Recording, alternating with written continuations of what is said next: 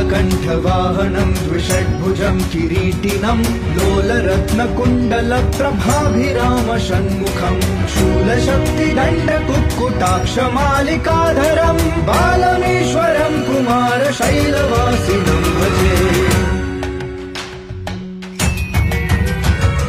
वल्लिदेवयानिका समुल्लसन्तमीश्वरम् मल्लिकादिदिव्यपुष्पमालिका विराजितम् झल्लरीनिनादशङ्खवादनप्रियं सदा पल्लवारुणं कुमारशैलवासिनं भजे।